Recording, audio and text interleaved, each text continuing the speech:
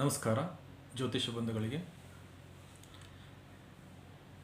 ಜಾತಕ ಸಪ್ತಮಿ ತಿಥಿಯಲ್ಲಿ ಜನನವಾಗಿದ್ದು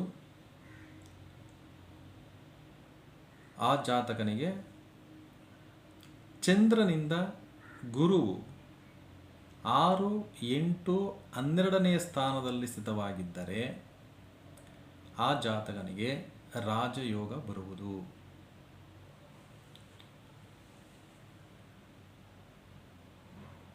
ಇದು ಒಂದು ಪಾಯಿಂಟ್.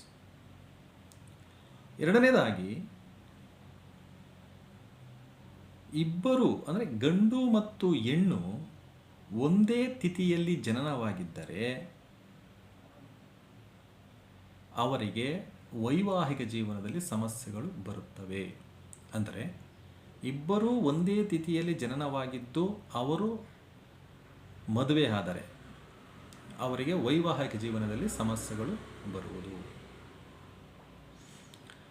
ಮುಖ್ಯವಾಗಿ ಹಣಕಾಸಿನ ಸಮಸ್ಯೆ ತಲೆದೂರುವುದು.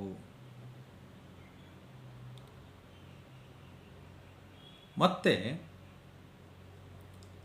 ದ್ವಾದಶಿ ತಿಥಿಯಲ್ಲಿ ಮದುವೆಯನ್ನು ಮಾಡಿಕೊಳ್ಬಾರ್ದು. ಅಂದರೆ ದ್ವಾದಶಿ ತಿಥಿ ಇರುವ ದಿನದಲ್ಲಿ ಮದುವೆ ಮಾಡಿಕೊಳ್ಳಬಾರದು. ನಮಸ್ಕಾರ.